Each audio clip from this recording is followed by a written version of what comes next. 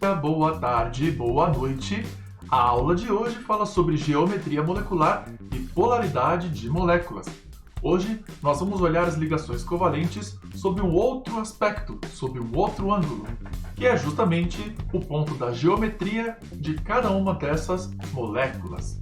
Então, para a aula de hoje, nós teremos representação gráfica das moléculas, geometria das moléculas e pares eletrônicos, teoria da repulsão dos pares eletrônicos da camada de valência, polaridade e ângulos de ligação por consequência. Vamos ver também dois exercícios em que essas teorias são aplicadas. Começando então pela representação gráfica das moléculas, nós podemos representar essas moléculas covalentes usando uma fórmula tridimensional. Mas como a gente faz para representar uma molécula que é tridimensional em um plano 2D, como o papel, ou a tela, ou a lousa? Fazemos desse jeito aqui. Vamos mostrar os elementos e suas quantidades, e vamos mostrar também a disposição espacial destes elementos. Aqui neste exemplo, que é o gás metano, nós temos aqui estes dois símbolos que estão ligados a estes hidrogênios. Este símbolo aqui, que representa um traço mais grosso, representa um hidrogênio que está à frente do plano do papel ou da tela, no caso. Este hidrogênio aqui, que está representado com estes tracinhos, representa um hidrogênio que está atrás do plano do papel, ou, no nosso caso, da tela. Nós temos aqui uma outra forma de representar que coloca esta molécula dentro de uma espécie de tetraedro. Tanto é por isso que falamos que esta molécula tem geometria tetraédrica, pois cada um dos hidrogênios do metano, neste caso, desta moleculinha aqui, tem os seus ligantes apontando para os vértices de um tetraedro. Então aqui, os hidrogênios e as nuvens eletrônicas se dirigem, como foi dito anteriormente, para os vértices de um tetraedro. Bom, podemos representar a molécula da água de duas maneiras. Podemos representar deste jeito aqui, que é a representação de Lewis, ou podemos representar deste jeito aqui. Aqui estamos utilizando uma fórmula tridimensional. Aqui estamos mostrando os dois ligantes do oxigênio, não é? Que são dois átomos de hidrogênio. E aqui, destacados em vermelho, estes elétrons aqui, que não estão ligando com ninguém. Nós chamamos esses elétrons de elétrons ou pares eletrônicos não ligantes. Eles não participam das ligações químicas desta molécula. Já para aqueles que estão participando das ligações químicas, no caso, oxigênio, ligação entre oxigênio e hidrogênio, chamamos estes pares eletrônicos de pares eletrônicos ligantes, representados aqui por um traço. Observem que todos estes ligantes e as nuvens eletrônicas dos pares eletrônicos não ligantes estão também apontados para um tetraedro. Então talvez você pense assim, então quer dizer que a água tem uma molécula, ou melhor, tem uma geometria que é tetraédrica? Será? Bom, temos aqui então 4 nuvens eletrônicas. Nós temos aqui que a geometria das nuvens é tetraédrica, como foi dito até agora há pouco.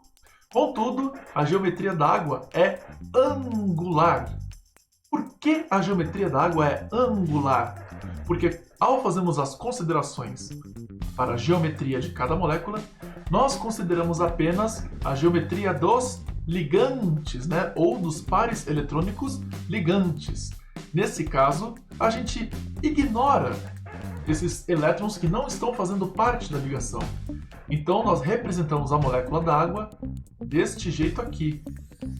O oxigênio, com os seus dois pares de elétrons não ligantes, e os hidrogênios logo abaixo. Então aqui nós observamos um ângulo entre esses ligantes do oxigênio. Então por isso nós dizemos que a molécula de água é uma molécula angular. Então para a geometria da molécula, consideramos apenas as posições dos ligantes. Ligantes nesse caso são os átomos ligados ao átomo central desta nossa molécula aqui. E entre estes ligantes existe um ângulo de ligação, que já já nós vamos ver qual é, ou quanto vale. Aqui aparece então a chamada teoria da repulsão dos pares eletrônicos da camada de valência. O que é isso? Em inglês, temos aqui o nome, Valence Shell Electron Pair Repulsion, e fica mais fácil pronunciarmos como VSEPR, né? Teoria VSEPR. Do que trata essa teoria VSEPR? Então, os pares eletrônicos sofrem repulsão, todos eles, estejam eles emparelhados ou não, porque afinal de contas, quando estamos falando de elétrons, estamos falando de cargas negativas. Cargas negativas tendem a se repelir. Então, dentro de uma molécula, estas cargas vão tentar ficar o mais longe possível umas das outras. É o que acontece em cada uma das moléculas que vamos observar logo mais. Então, a geometria é determinada por dois fatores. A geometria é determinada pelo número de átomos ligados ao átomo central e pela orientação das nuvens eletrônicas. E, na verdade, é o que vai acabar dando a geometria de cada molécula. Vejamos aqui. No caso da molécula de água, temos aqui então os pares eletrônicos não ligantes e os pares eletrônicos ligantes. Estes pares não ligados e estes ligados sofrem repulsão, assim como há uma repulsão entre estes pares ligantes e como há uma repulsão também entre estes pares não ligantes. Essa repulsão não é igualitária para todos eles, mas existe. E a ideia é que eles fiquem o mais afastado possível uns dos outros. Então aqui nós temos o nosso átomo central, que aqui geralmente é o átomo menos eletronegativo, com exceção do hidrogênio. Aqui nós temos os nossos ligantes, que são os elementos ligados ao átomo central, e aí daqui nós temos os chamados orbitais atômicos. O que são os orbitais atômicos? Orbitais atômicos denominam uma região em que provavelmente nós vamos encontrar um determinado elétron. Então, elétrons que estejam em subcamada S estão contidos numa zona, vamos chamar assim, esférica. Orbitais que estejam em subcamada P podem estar dispostos desta forma ao longo de um eixo X, desta forma ao longo do eixo Y ou desta forma ao longo do eixo Z. Nos orbitais D e F, estas distribuições, estas probabilidades de encontrar os elétrons já são mais complexas. Não vamos trabalhar muito essas fórmulas dos orbitais D e F. Vamos ficar mais restritos aos orbitais S e orbitais P. Então aqui, orbitais são regiões com a maior probabilidade de se encontrar um elétron e nas moléculas, esses orbitais podem se misturar para formar ligações químicas. E é o que a gente chama de hibridização de orbitais. Os orbitais formados por hibridização equivalem ao número de ligações formadas. Vamos ver como é que isso funciona. Então, temos aqui o metano, como nós já vimos, que é uma molécula que possui 4 ligações. Como se formam essas 4 ligações? 1, 2, 3, 4. Estão aqui, não é? 4 ligações. Então, para formar 4 ligações, precisamos de 4 orbitais atômicos. Um orbital S e 3 orbitais P, que são estes aqui. Temos no máximo um orbital S, temos no máximo 3 orbitais P. Se misturarmos todos estes orbitais, temos 1, 2, 3, 4 orbitais para misturar, obteremos 4 ligações químicas ao redor do átomo central. Então aqui nós temos a formação de orbitais híbridos sp3.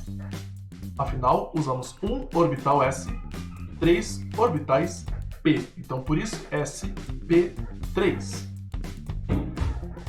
Então, saímos disto aqui para isto aqui. Estes seriam os orbitais, estes orbitais misturados. Entre si, eles possuem a mesma distância, que é de aproximadamente 109 graus e 28 segundos. Então temos essa disposição aqui para os orbitais ditos sp3. sp3, o que deixa uma molécula com uma geometria tetraédrica. Vejamos outros exemplos. Aqui nós temos a molécula de BH3, que possui 3 ligações ao redor do átomo central. Ou, de outra maneira, podemos dizer que ela possui 3 nuvens eletrônicas ao redor do seu átomo central. Bom, com 3 nuvens eletrônicas, nós precisamos então de 3 orbitais atômicos. 3 orbitais atômicos formados por um orbital S e 2 orbitais P. Um orbital S, 2 orbitais P. 1 com 2, não é? 1 com 2 vai formar 3.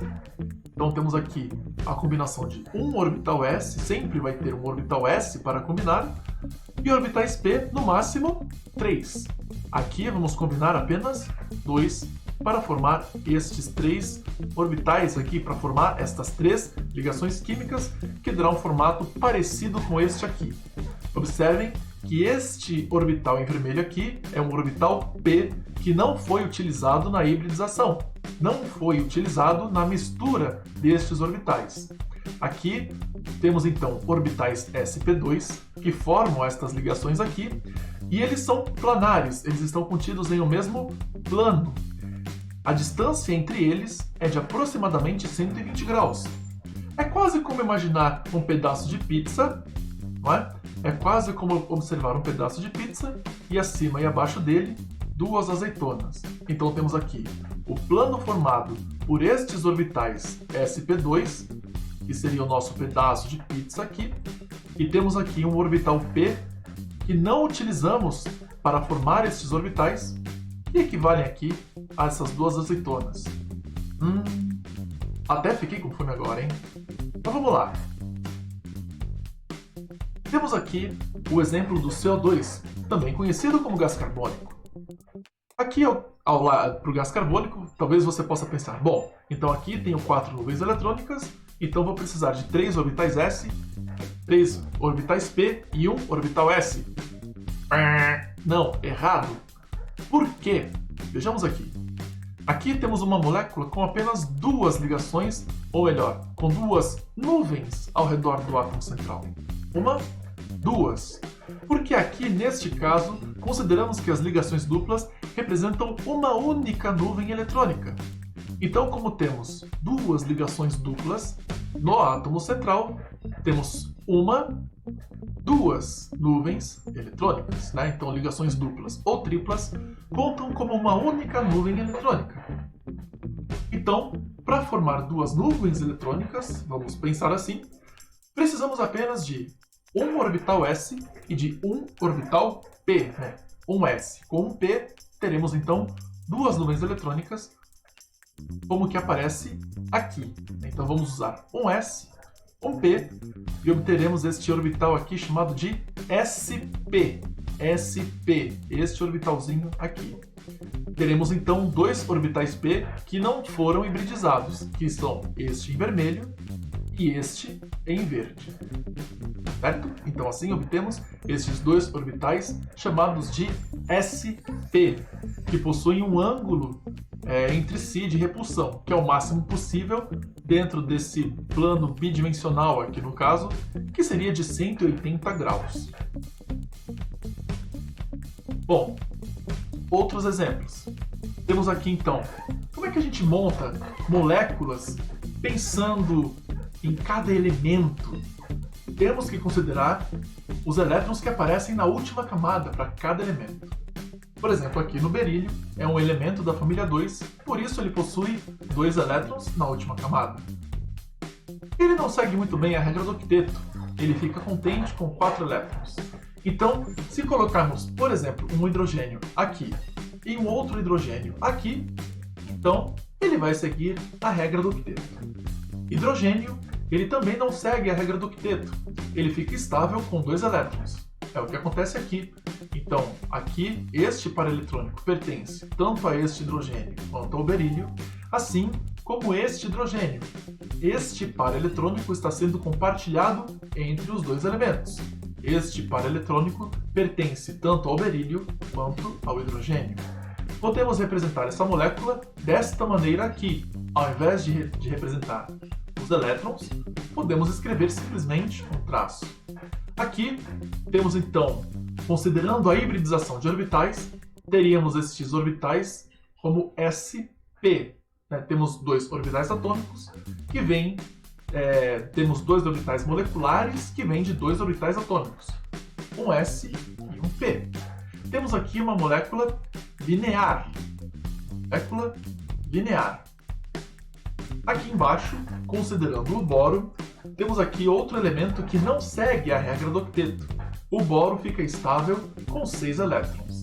Então, se compartilharmos elétrons com alguns hidrogênios, coloquemos então hidrogênios aqui, aqui e aqui abaixo. Assim, o boro está compartilhando 1, 2, 3 pares eletrônicos. E assim fica com 6 elétrons ao redor dele, o que lhe dá estabilidade.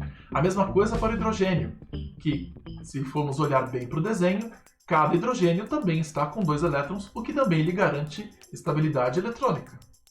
Podemos representar essa molécula, ao invés de utilizar os pontinhos para os elétrons, podemos usar traços, como está representado aqui. Essa representação já pressupõe o maior afastamento entre cada ligante. Temos aqui uma molécula com hibridização sp2, temos aqui 3 nuvens eletrônicas ao redor do átomo central, temos então aqui uma molécula com geometria dita trigonal, ou ainda triangular, ou mesmo trigonal planar. Aqui nós temos o carbono que segue a regra do octeto, ou seja, ele é estável com 8 elétrons ao seu redor. Estes 4 elétrons aqui são os elétrons da última camada do carbono, assim como vimos nos exemplos anteriores. O carbono, que é um membro da família 14, por isso possui 4 elétrons na última camada. Completando esse octeto de elétrons, compartilhando elétrons com outro elemento, como hidrogênio, temos aqui então, vamos colocar um hidrogênio aqui, outro aqui e outro aqui. Agora, ao redor do carbono, temos 2, 4, 6, 8 elétrons. Então ele está seguindo a regra do octeto. Cada hidrogênio também possui 2 elétrons, o que também lhe confere estabilidade eletrônica. Podemos reescrever essa molécula, ao invés de colocar pontinhos, usando traços, como estamos fazendo aqui. Aqui já estamos utilizando aquela representação tridimensional, em que essa linha mais cheia representa o hidrogênio à frente do plano e este hidrogênio, um hidrogênio atrás do plano da tela. Bom, então temos aqui uma molécula que está hibridizada em sp3, já que ela possui 4 nuvens eletrônicas ao seu redor, né? 4 nuvens, 3 que vêm de orbitais p e uma que vem de orbital s. Esta geometria, até como vimos já em outro exemplo, é chamada de geometria tetraédrica. Geometria tetraédrica, já que cada um dos ligantes dessa molécula aponta para os vértices de um tetraedro. Continuemos com outros exemplos. Temos aqui um nitrogênio, membro da família 15, por isso tem 5 elétrons de valência, representados aí por estes pontinhos ao redor do N. Vamos completar o octeto para o nitrogênio, colocando elementos aqui, aqui e aqui. Aqui há o compartilhamento de elétrons, né, de 3 elétrons, então assim completamos o octeto. Funciona assim.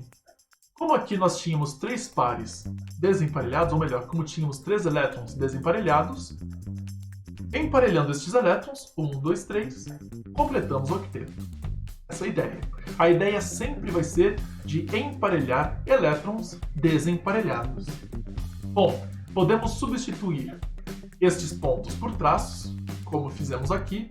Aqui também fizemos utilização daquela representação tridimensional.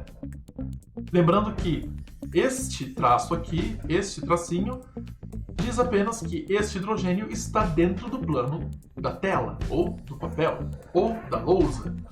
Temos aqui uma molécula hibridizada também em sp3. Apesar de estar em sp3, esta molécula não será tetraédrica. A disposição de suas nuvens eletrônicas, sim, é tetraédrica. Mas a molécula em si, não, porque temos que considerar apenas os ligantes ao classificar a geometria para esta molécula.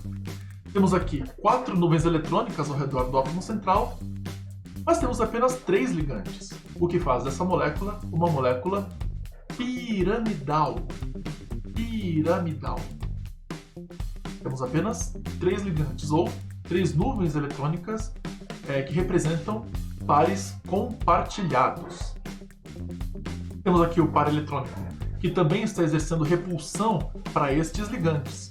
Se vocês lembrarem do exemplo do BH3, no BH3 não tínhamos este par em cima do boro, e por isso a molécula era plana e era trigonal. Não é o que temos aqui. Este par também exerce uma repulsão eletrônica considerando os pares ligantes, não é? Então, essas repulsões devem ser levadas em conta. Por isso, temos uma molécula piramidal, e não tetraédrica, e não trigonal planar. Neste outro exemplo, temos aqui o oxigênio. Vamos emparelhar estes 2 elétrons, que não estão ligando com ninguém, né? Estes 2 elétrons aqui desemparelhados, com hidrogênios. Vamos colocar um hidrogênio aqui e um outro à esquerda. Bom, substituindo estes compartilhamentos por traços, temos esta representação para a molécula de água.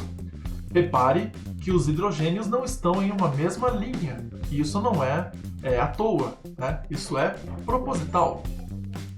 Aqui temos uma molécula também representada em sp3, porque afinal de contas temos 4 nuvens eletrônicas ao redor do oxigênio. 1, 2, 3, 4. Sim, os elétrons não ligantes também contam como nuvens eletrônicas. Entretanto, esta molécula não será tetraédrica. Temos 4 nuvens eletrônicas ao redor do átomo central, mas temos apenas 2 ligantes, o que faz dessa molécula uma molécula angular, como já vimos anteriormente, né? Afinal, temos apenas 2 ligantes. Aqui estes pares eletrônicos também exercem repulsão às demais nuvens eletrônicas que estão sendo compartilhadas, né? Que representam a ligação química entre o oxigênio e o hidrogênio. Existem outros tipos de geometria que são mais complexas e essas envolvem inclusive orbitais D. Aqui nós temos, por exemplo, uma geometria chamada de bipirâmide trigonal, que teria a geometria sp3D, sp3D. Aqui nós temos uma bipirâmide trigonal também, pensando nas nuvens eletrônicas, contudo, como temos aqui um número menor de ligantes comparado com o que temos aqui em cima, esta geometria aqui é chamada de gangorra. Temos 5 nuvens eletrônicas ao redor do átomo central. Mas exemplos assim vão ser mais raros para nós. Aqui temos, como foi dito anteriormente, uma hibridização sp3D. Mas vocês também não precisam se preocupar muito com isso. É mais para vocês saberem que isso existe. Aí temos aqui, novamente, 5 nuvens eletrônicas ao redor do átomo central. Contudo, não temos 5 ligantes. Temos 3. Nessa forma aqui de cima, nós temos uma molécula em forma de T. E aqui embaixo, com 5 nuvens eletrônicas ao redor do átomo central, mas apenas 2 ligantes, aqui sim temos uma molécula linear. Todas essas também com hibridização sp3D. Novamente, mais algumas hibridizações diferentes. Nesse caso, com 6 nuvens eletrônicas ao redor do átomo central, o que nos dá outras geometrias ainda mais peculiares. Essa aqui com 6 ligantes, que é a octaédrica. Esta aqui com 5, que é a piramidal quadrada, ou pirâmide de base quadrada. E esta aqui, que é a quadrado planar. Para ficar um pouco mais fácil, vamos imaginar como é que seriam essas formas. Então temos aqui um octaedro, temos aqui uma pirâmide de base quadrada e temos aqui um quadrado, né? Um quadrado que está sendo visto sob uma outra perspectiva. Então todas essas moléculas possuem hibridização sp3d2, já que elas possuem 6 nuvens eletrônicas ao seu redor, né? 6 nuvens, uma de S, 3 de P e 2 de orbitais D. Mas, de novo, vocês não precisam se preocupar muito com estas geometrias aqui. Elas são bastante incomuns e dificilmente nós as trabalharemos em exercícios. Resumindo então, Quando temos duas nuvens eletrônicas ao redor do átomo central, temos uma molécula linear como o BH2.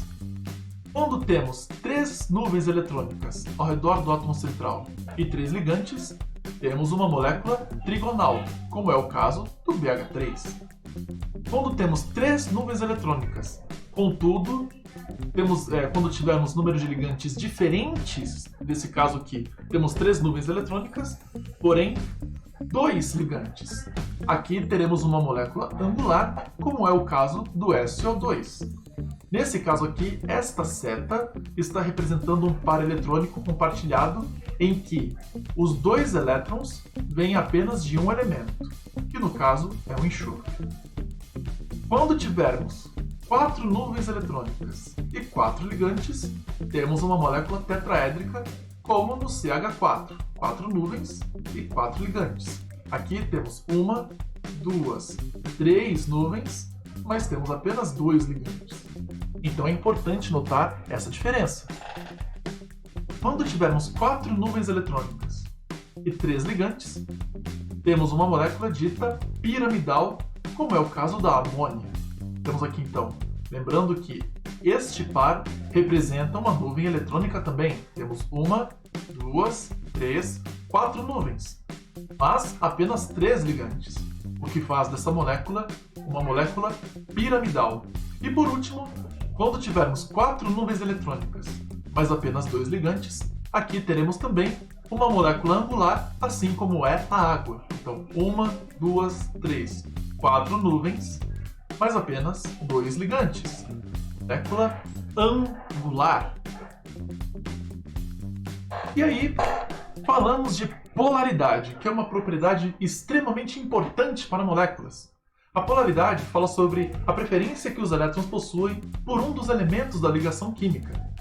Bom, e assim acaba se formando polos na molécula.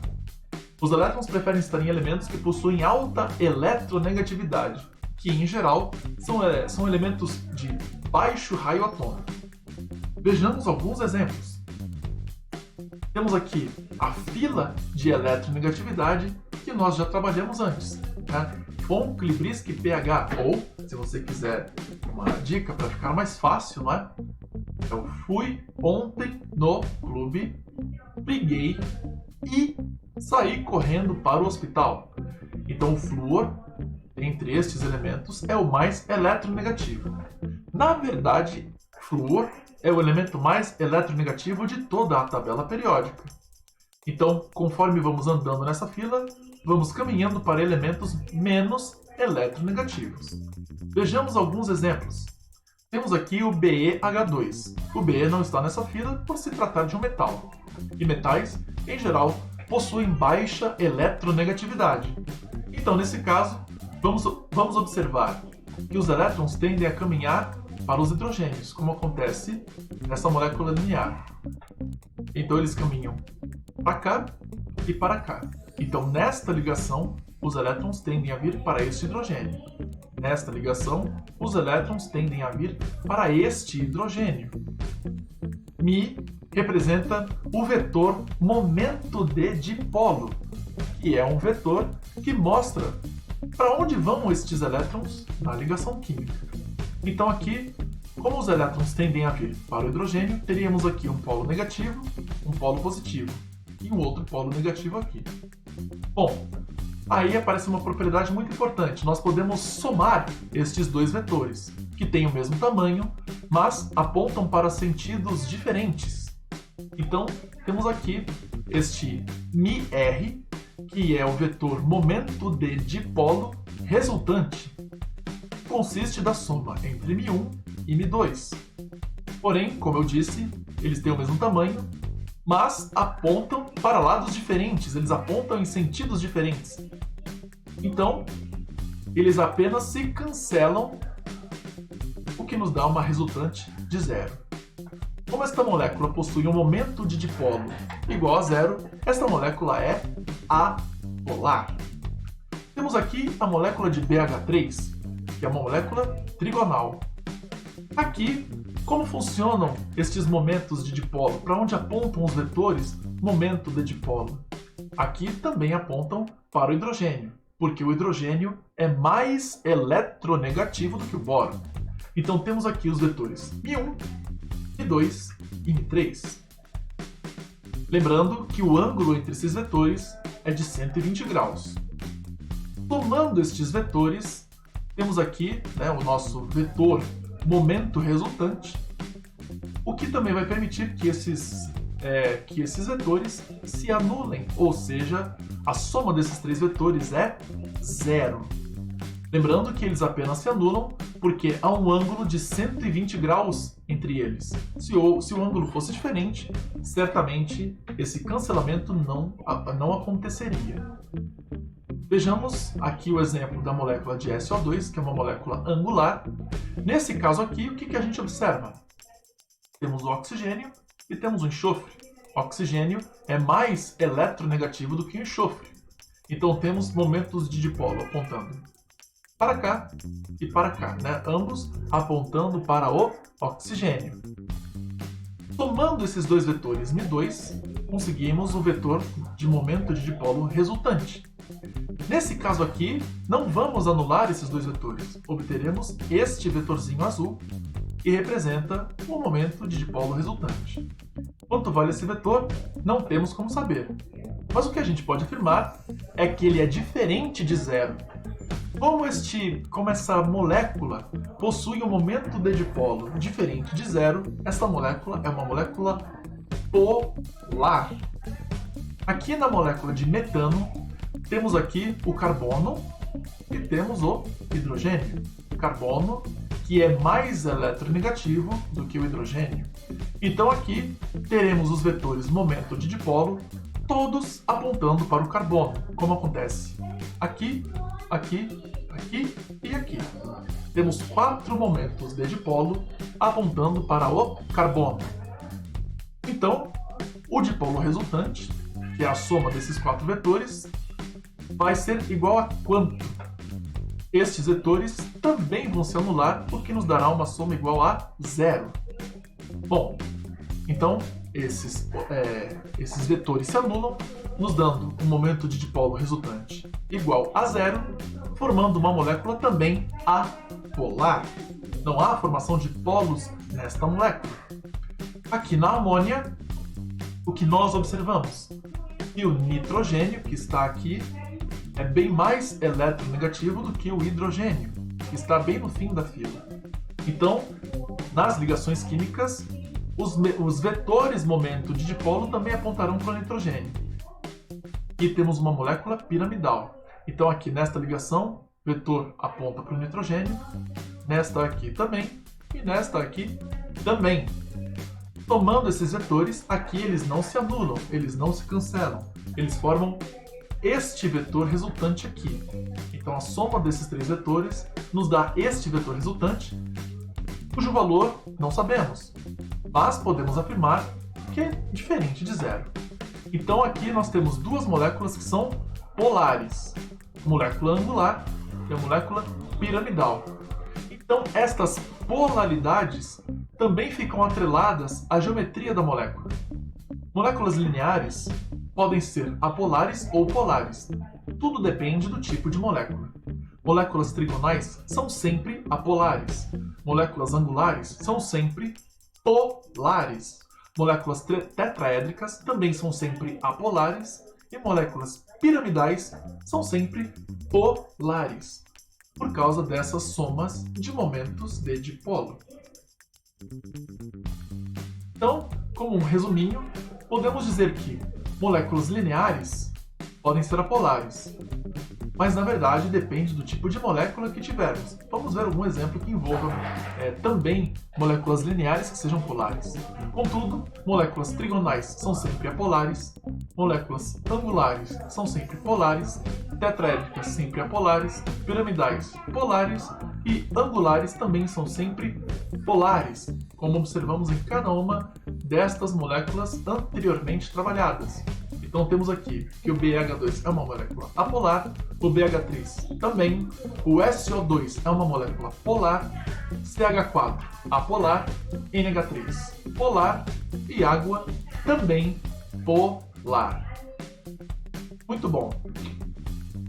Então a polaridade acaba influenciando em algumas propriedades, como por exemplo a solubilidade. Há um dito que é quase popular que diz assim: semelhante dissolve semelhante. O que isso quer dizer? Significa o seguinte, que substâncias polares são solúveis em substâncias que também sejam polares ou em solventes polares.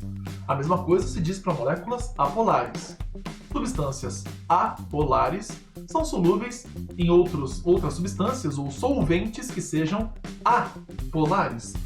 O melhor exemplo que eu posso dar para vocês é este aqui. Temos a capsaicina e a água.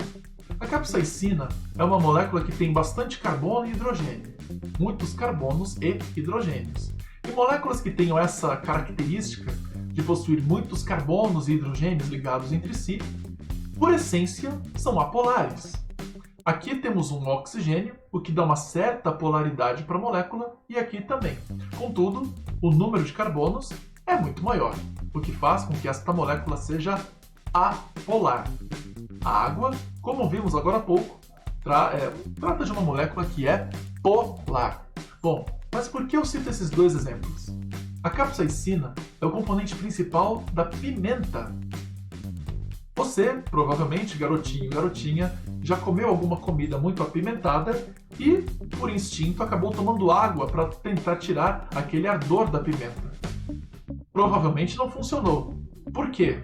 Porque a capsaicina, por ser uma substância apolar, não se dissolve muito bem na água, que é uma substância polar.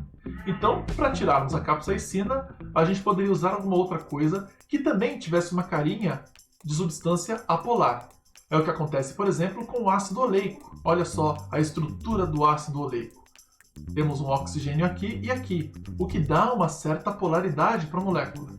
Contudo, olha só quantos carbonos e hidrogênios nós temos ligados entre si.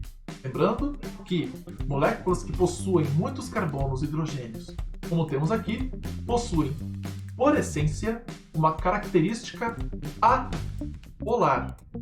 O ácido oleico é uma substância contida, por exemplo, em óleos, em azeite, tudo bem? Então, para você retirar o gosto da pimenta, é mais fácil você tomar azeite do que água. Se você colocar um pouquinho de azeite em um pão, um pedacinho de pão, por exemplo, e comer esse pedaço de pão com azeite, com certeza o gosto apimentado vai sair muito melhor do que se você tomar água. Leite também é um ótimo exemplo de como isso funciona, porque o leite nada mais é do que uma suspensão de gordura em água. Ok? Essa propriedade de polaridade também influencia outras propriedades como temperatura de fusão e de ebulição. Mas eu acho que isso a gente pode comentar em outros momentos que sejam mais oportunos.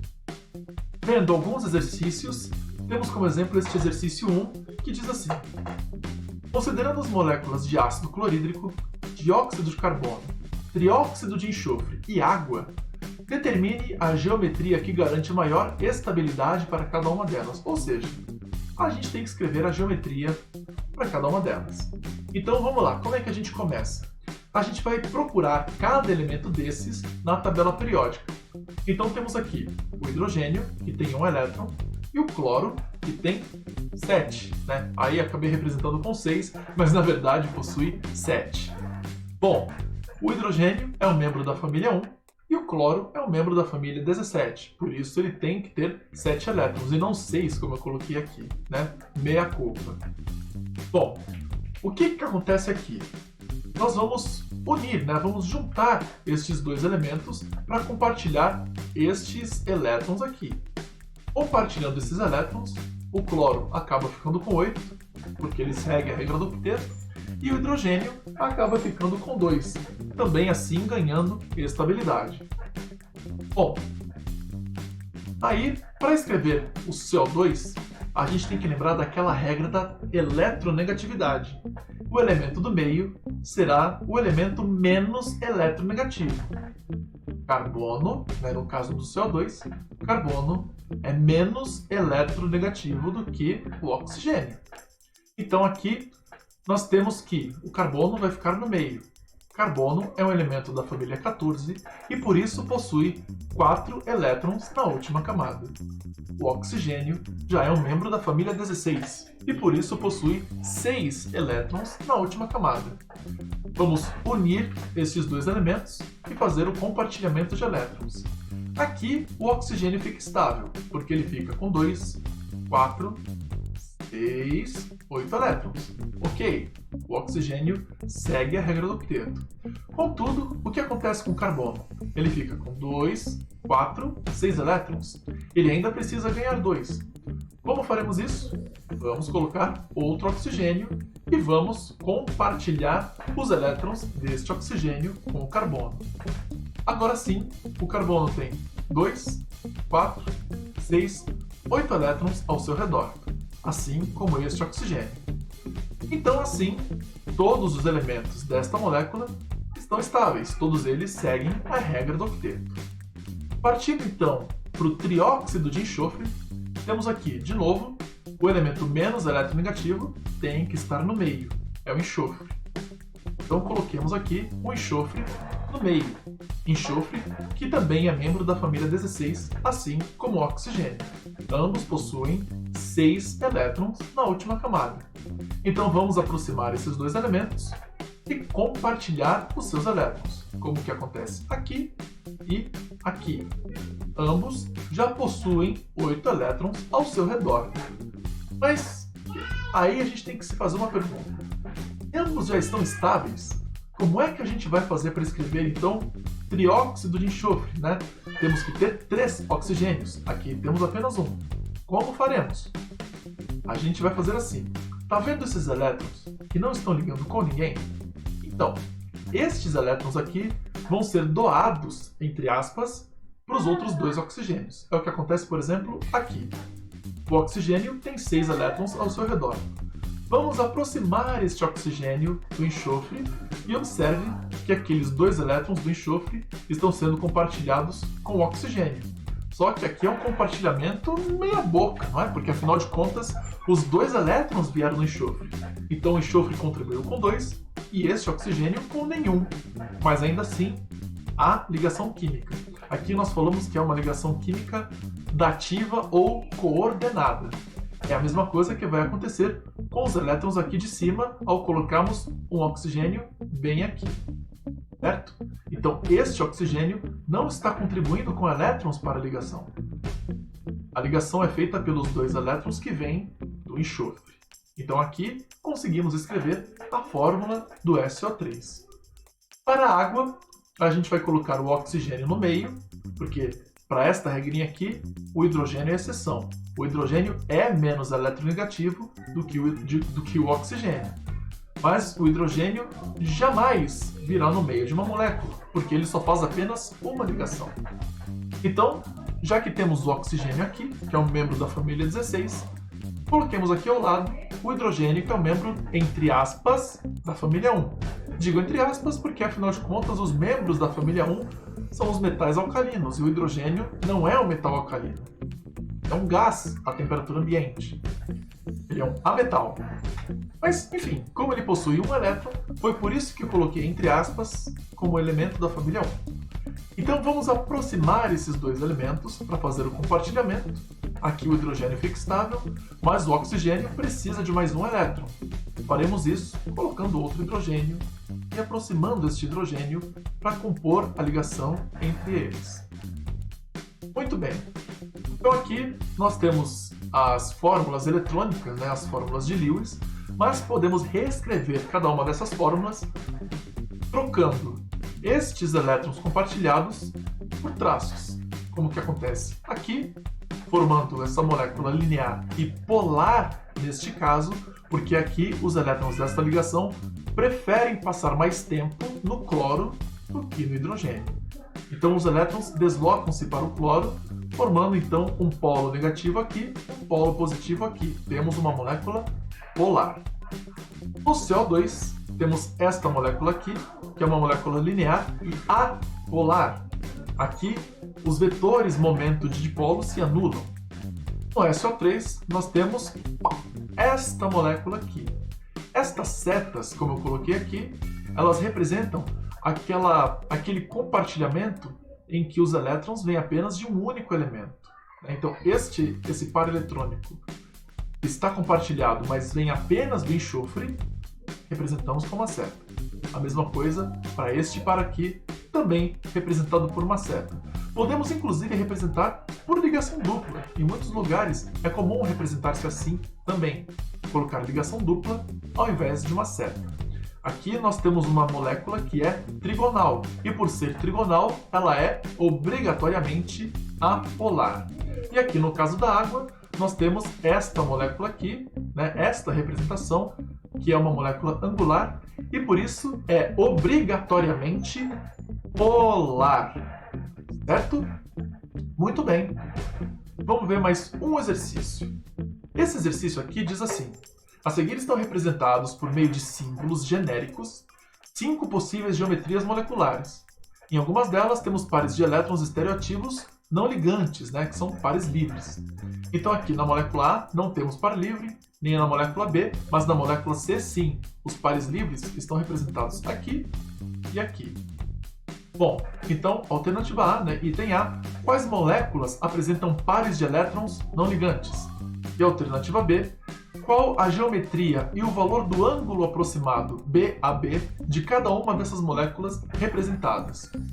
Muito bem, então, para começar no item A, quais moléculas apresentam elétrons não ligantes? Elétrons que não estão ligando com ninguém. Como já foi dito, temos aqui a molécula do item C e a molécula do item E. Então, estes aqui, circulados, são os elétrons não ligantes. Lembrando que os elétrons não ligantes são os elétrons que não estão participando de ligações químicas. Esses pauzinhos, vamos chamar assim, representam pares eletrônicos que formam a ligação química entre B e A. Então, para os itens C e E, nós temos aqui as moléculas que possuem elétrons não ligantes. Aí, para B, então, qual a geometria e o valor do ângulo aproximado entre esses ligantes aqui, não é? Bom, então vamos lá. Então, aqui na molécula A, nós temos uma molécula de geometria linear. Em B, temos uma molécula trigonal. Em C, como há um ângulo entre esses dois ligantes, temos uma molécula que nós dizemos que é angular. Aqui, lembra dos ligantes apontando para os vértices de um tetraedro? Então, esta molécula é uma molécula tetraédrica. E aqui, nós temos uma molécula que poderia ser tetraédrica, mas tem apenas 3 ligantes. Então, por isso, temos uma molécula piramidal. Bom, cada uma dessas geometrias possui um ângulo entre estes ligantes. Na geometria linear, temos um ângulo de 180 graus entre estes ligantes. Na molécula trigonal, bom, é fácil, é pensar assim. Todos esses ligantes estão no plano do papel.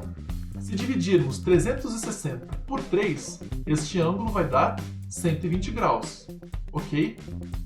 Nesse caso aqui, estes ângulos já não são todos iguaizinhos, porque afinal de contas, esta nuvem eletrônica é diferente dessas outras duas aqui.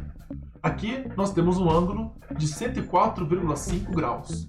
Então, na molécula angular, este ângulo geralmente vai equivaler a 104,5 graus. Na molécula tetraédrica, esse ângulo já vai ser diferente, vai ser de aproximadamente 109,28.